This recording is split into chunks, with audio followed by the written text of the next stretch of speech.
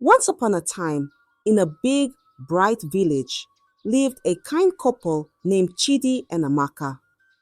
They had a cozy little house filled with love, but no children to share it with. Chidi and Amaka wished for a child to fill their home with laughter and joy. One sunny day, they went to a place called the orphanage, where children without mother and father lived.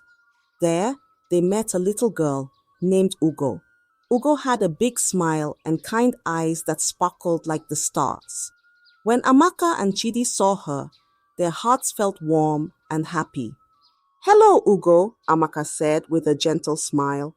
Hi, Ugo replied, her voice as cheerful as a songbird. Chidi and Amaka played with Ugo, and they all laughed together. It was like magic. They felt like Ugo was the missing piece of their family puzzle. So, they made a big decision. Would you like to come and live with us in our cozy house? Chidi asked, his voice full of hope. Ugo's eyes lit up, and she nodded, her heart feeling super happy. Yes, please, she said, bouncing a little because she was so excited. And so, Chidi and Amaka took Ugo's hand, and together they walked back to their home, ready to start a new life full of adventures and love.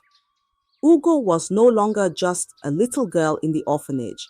She was now a beloved daughter in a family that chose her with all their hearts. And from that day, their home was never quiet again.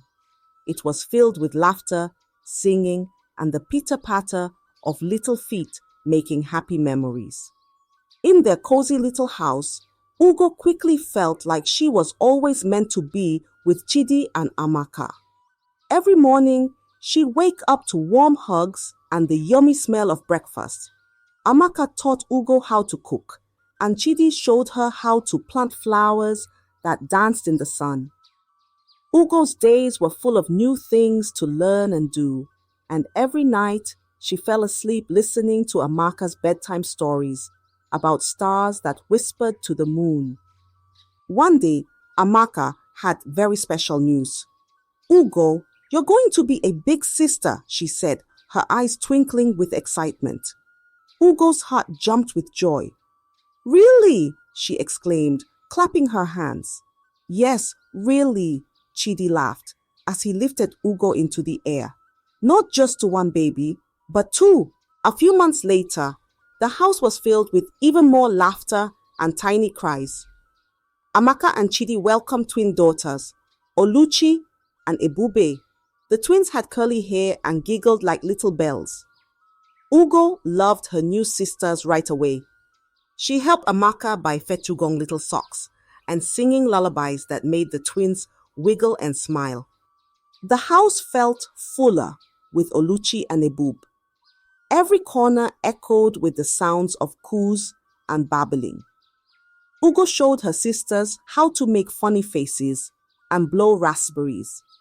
At night, the family would cuddle up with the twins snuggled between them, and Chidi would read stories about brave knights and clever princesses.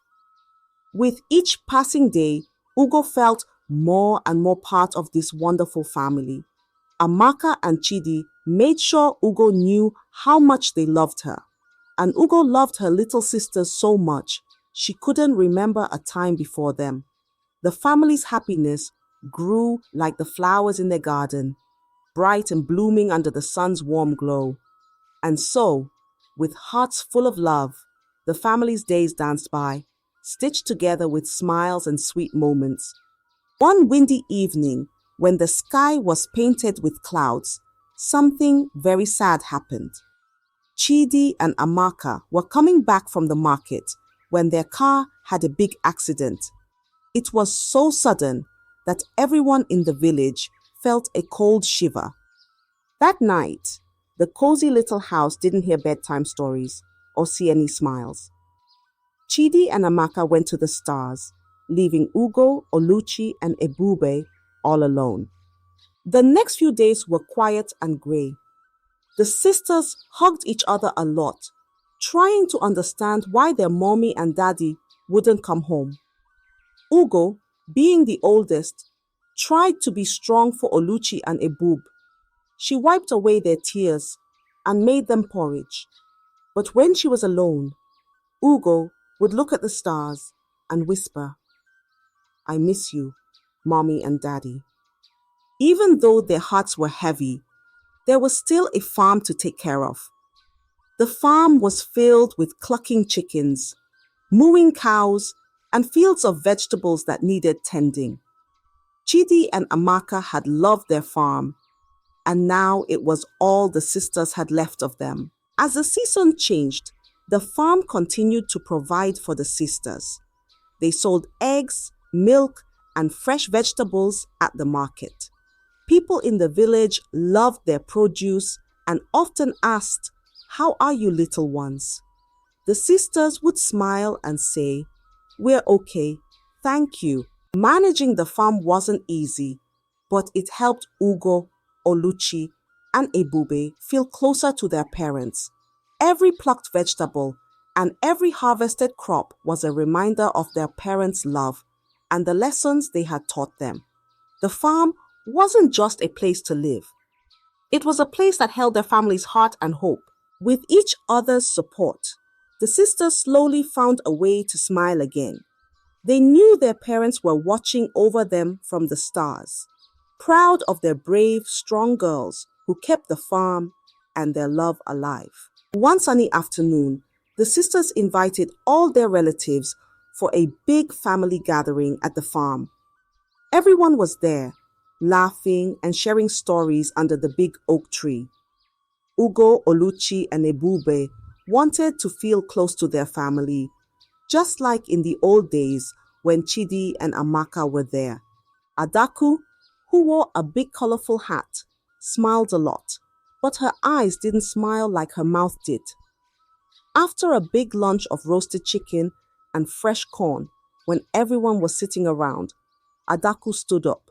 She cleared her throat loudly and all chatter stopped. Everyone looked at her.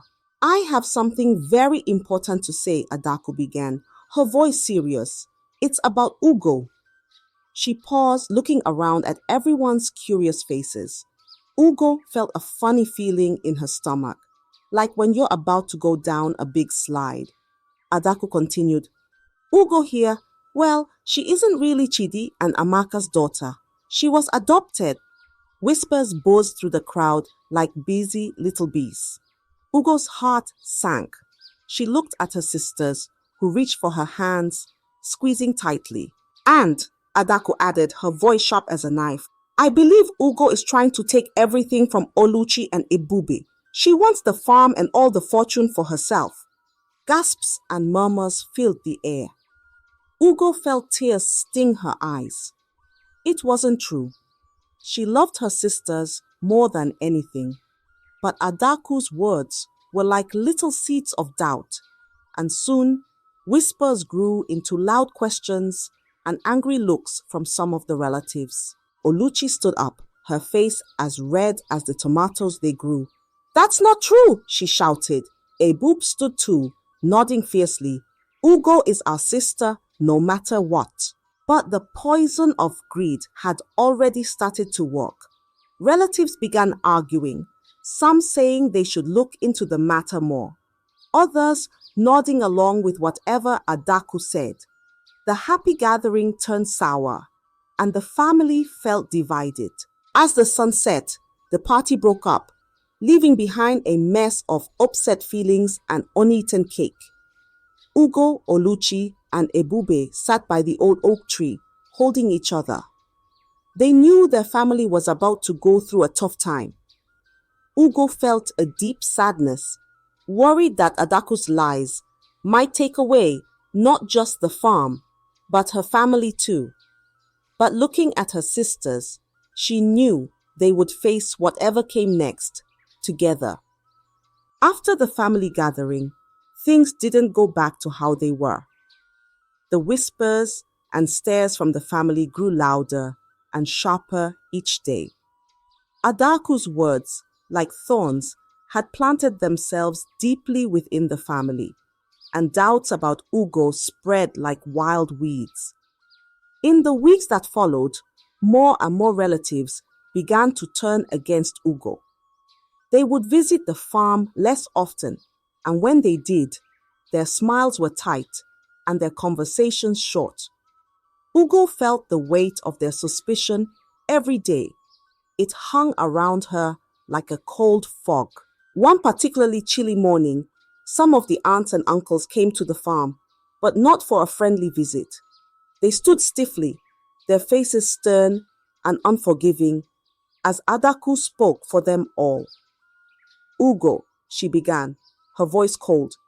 It's best for the family if you leave the farm. We can't have someone who might be plotting against her own sisters living here. Oluchi and Ebube cried out in protest. No, Ugo wouldn't do anything like that, Oluchi exclaimed, her voice fierce with loyalty. Yeah, she loves us. She loves the farm. You can't make her leave, Ebube added, her young voice cracking under the strain. But the relatives wouldn't listen. Their minds had been poisoned by greed and suspicion, fed by Adaku's malicious words. They believed that removing Ugo was the only way to protect the family's assets. Ugo stood there, her heart breaking into pieces. She looked into the faces of her family, Sia Ugong, for some sign of trust or love, but all she saw were cold eyes and closed hearts. With a heavy heart, Ugo packed a small bag with her most cherished belongings. A picture of her with Chidi and Amaka, her favorite book, and the little wooden horse Chidi had carved for her. I love you, Oluchi, Ebube, Ugo said, hugging her sisters tightly, her voice a whisper among the shouting. Remember, no matter what, I'm always your sister. With tears streaming down her face, Ugo walked away from the farm, the only home she had ever known. Behind her, Oluchi and Ebube cried, their sobs echoing in Ugo's ears as she walked into an uncertain future. Alone and betrayed, Ugo wandered away from the village, her thoughts swirling like leaves in a storm. The farm's rolling fields and the laughter-filled rooms seemed like a distant dream now. As the sun set, casting long shadows on her path, Ugo felt the sharp sting of isolation. But deep down, a small flame of hope flickered stubbornly. Someday, somehow, she would find a way to prove her love and loyalty to her family and reclaim her rightful place at home. Ugo wandered far from the bright village where she grew up. She found herself in a smaller, quieter place where nobody knew her name. The days were long, and the nights even longer. Ugo missed her sisters terribly and often sat under the stars, hoping they were looking at the same sky.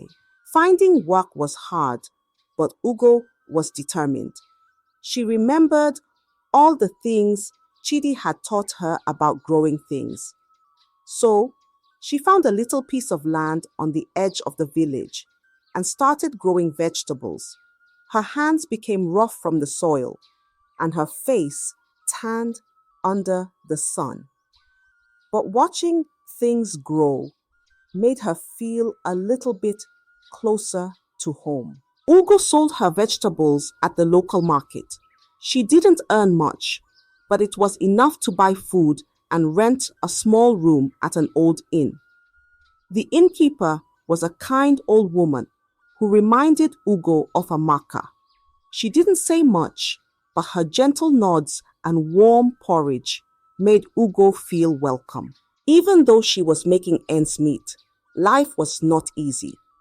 Ugo missed the laughter of Oluchi and Ebube, the comfort of their big cozy kitchen, and the safety of her own bed. But she never let her hardships turn her heart cold. She shared what little she had with others who were struggling, remembering how her parents had taught her to be kind and generous. Every night before falling asleep, Ugo would think about her sisters. She hoped they were safe and happy. She hoped they knew she didn't leave because she wanted to. And above all, she hoped that one day they would understand why things happened the way they did and would forgive her for leaving. Ugo kept a little diary, writing down her thoughts and feelings. She wrote about her new life, the people she met, and her dreams of returning home. She wrote about her love for her sisters and how she wished to see them again. With each word, she sent a silent wish into the world, hoping it would find its way to Oluchi and Ebube. As the seasons changed, Ugo grew stronger. The hardship molded her like the river stones, smooth and enduring.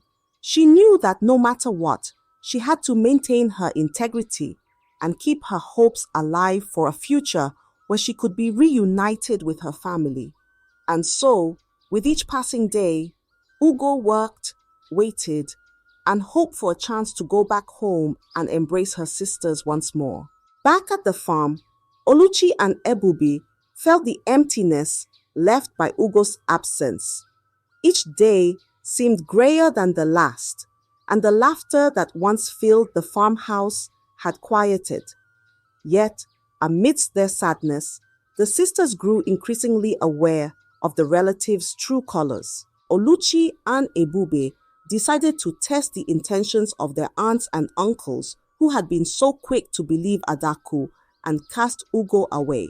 They pretended to be naive and unsure about managing the farm, watching closely how their relatives reacted. One evening, during a casual dadako with the relatives, Ebube mentioned, "We're just not sure if we can handle all of Daddy's business on our own.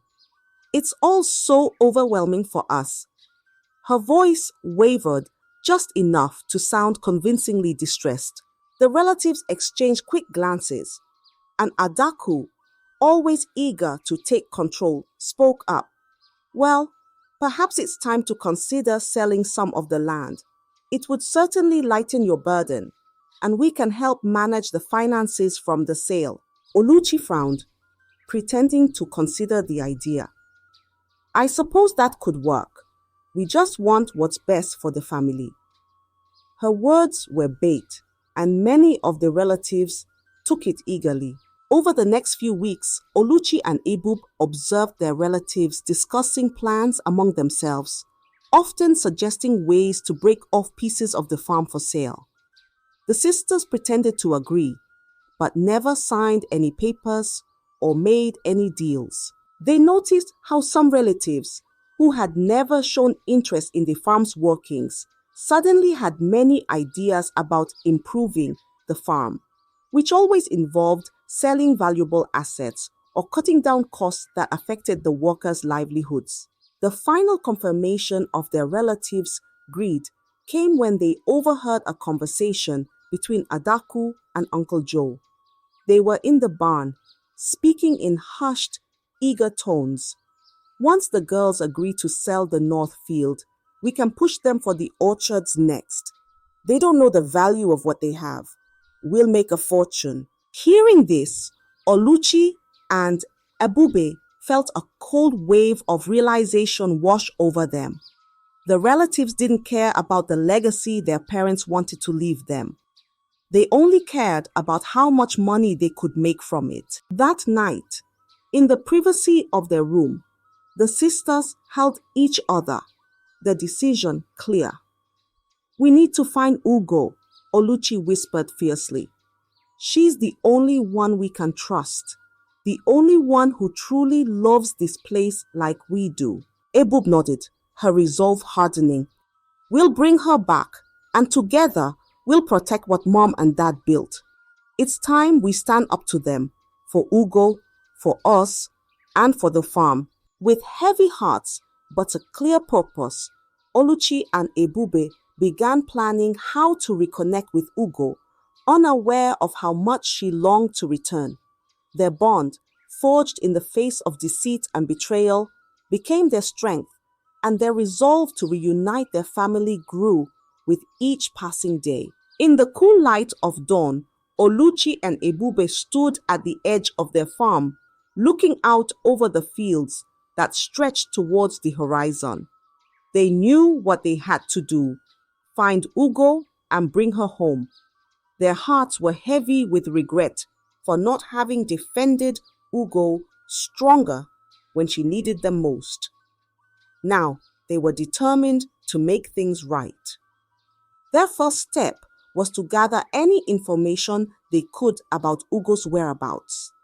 They remembered the small inn at the edge of a nearby village where Ugo had mentioned finding work. With hopeful hearts, they set out, walking the paths once trodden by their sister. Arriving at the village, Oluchi and Ebube went straight to the inn. The old innkeeper, a kind woman with a gentle smile, recognized the girls from Ugo's descriptions. "Oh, you must be Oluchi and Ebube," she said, her voice warm. "Ugo spoke of you often, with such love." The sisters felt a pang of sadness, mixed with relief. They were on the right track. "Please, do you know where she is now? We need to find her," Ebube asked, her voice urgent. The innkeeper nodded, understanding the seriousness of their request. "Ugo left a few weeks ago," she explained. "She found a small piece of land to farm, just south of here. She's been living there, trying to make her own way."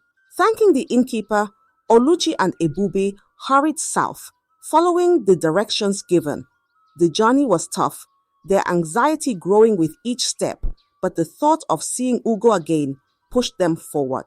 After hours of walking, they finally saw a small plot of land that was clearly well tended, with rows of vegetables growing neatly. And there, in the middle of the field, was Ugo. Her back was to them, but they would recognize her anywhere. She was bent over a row of plants, her figure strong and determined. "Ugo!" Ebube called out, unable to hold back her excitement.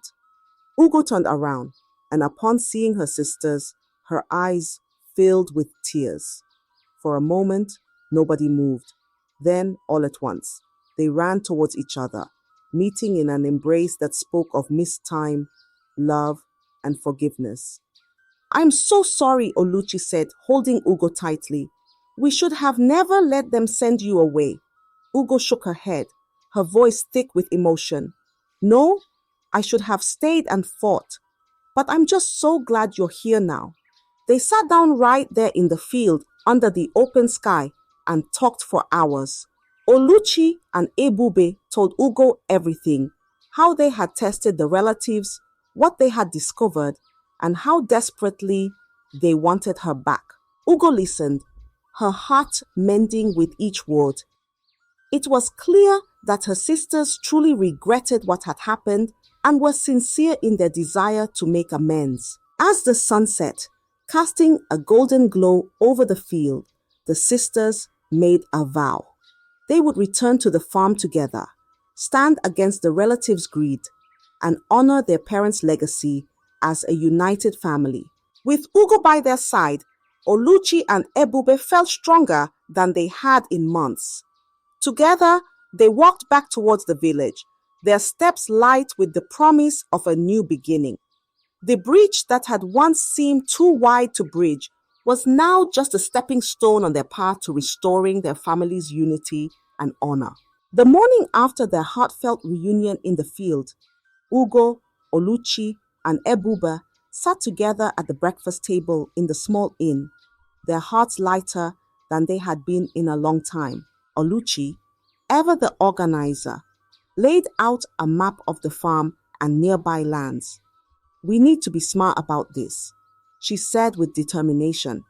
"We can't just walk back and expect things to change. We need a plan." Ebube, who had grown in courage and wisdom, nodded in agreement. "We should gather evidence of their greed, proof that they've been trying to manipulate us for their own gain. We know they've been dishonest, but others will need to see it." Ugo listened, her heart swelling with pride for her sister's bravery and resolve. And I think, Ugo added, her voice steady and strong, "we need to remind the community of the farm's true spirit, the way Mom and Dad ran it, with fairness and love for the land and the people." These sisters agreed that restoring the farm's reputation was just as important as reclaiming legal control. They decided to reach out to old friends of their parents, neighbors, and others in the community who had known the family's legacy of kindness and integrity. "We'll host a gathering," Ebube suggested, her eyes brightening. "A big one, right on the farm. We'll invite everyone who knew mom and dad. We can share our story, show them we are united, and remind them of what the farm was always meant to be about." Oluchi and Ugo loved the idea. It would be a celebration of their parents' lives and a statement of their intentions to honor that legacy. It would also be a perfect way to publicly counteract the rumors spread by their greedy relatives. As they planned, the sisters felt their bond strengthen.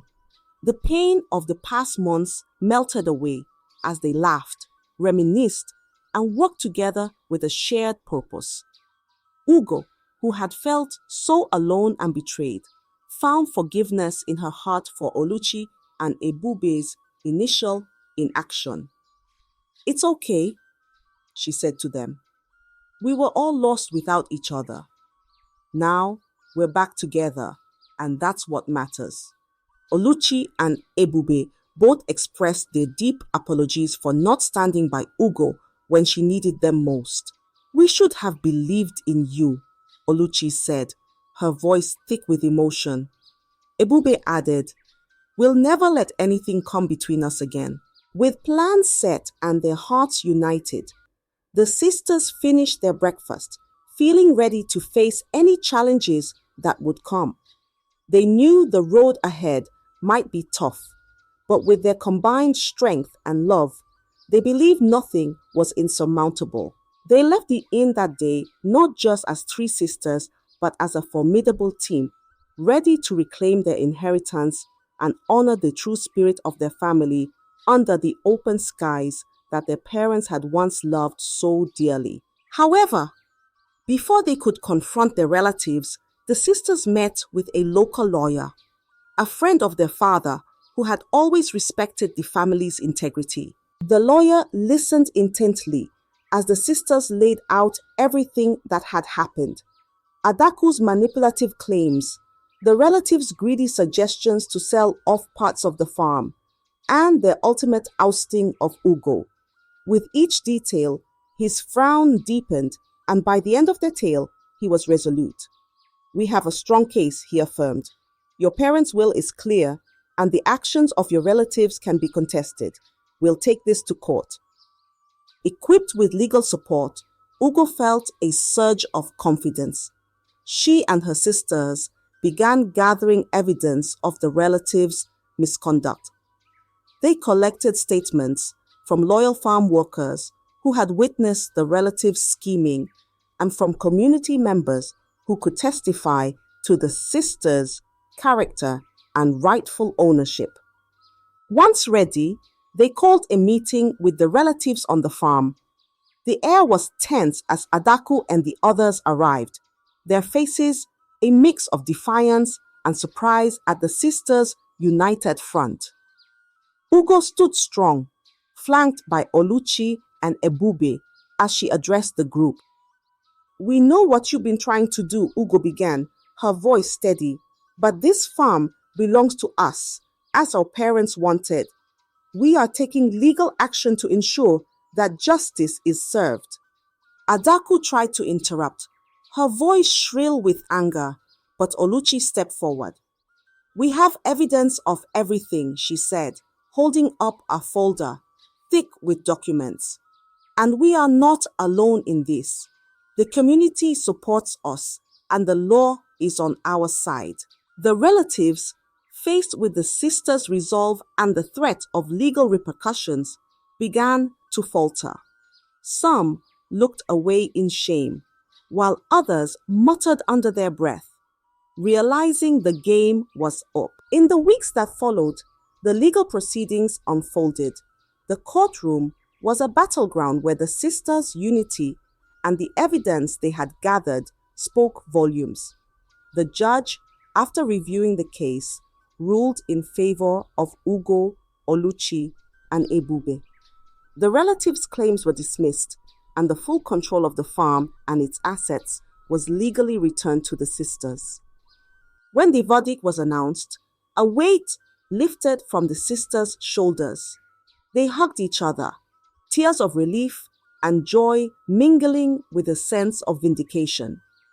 Outside the courthouse, they were met with cheers from many community members who had come to support them. With the farm officially theirs again, Ugo, Oluchi, and Ebube walked back to their land, the sun setting behind them, casting long shadows on the path they walked. They looked at each other, smiles spreading across their faces. They had regained what was lost, not just in terms of land and property, but in trust and family unity. That evening, as they stood looking over the fields, they knew their real work was just beginning. They planned to revive the farm, not just as a business, but as a community hub, a place that would honor their parents and serve as a testament to their resilience and love as a family.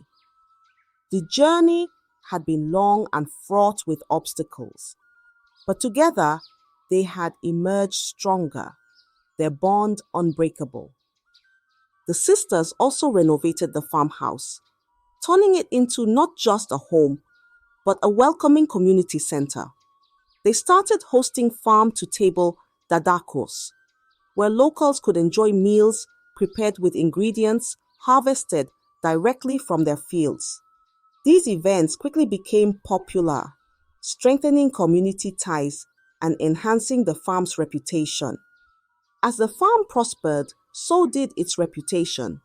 People from nearby towns began to talk about the sisters' success and their commitment to sustainable agriculture. The local schools started field trips to the farm, where Ugo, Oluchi, and Ebube taught children about farming and the environment. These activities not only brought the community closer, but also instilled a sense of pride in everyone involved. Ugo's leadership was pivotal.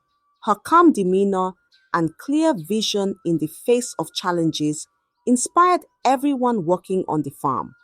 Workers who had been with the family for years felt a renewed sense of purpose and pride in their work. They were not just growing crops, they were part of a mission to create something good and lasting. One bright day, as the leaves painted the farm in hues of gold and red, some of these relatives made their way back to the farm. They came not with claims or demands, but with heads bowed, carrying the weight of their past actions.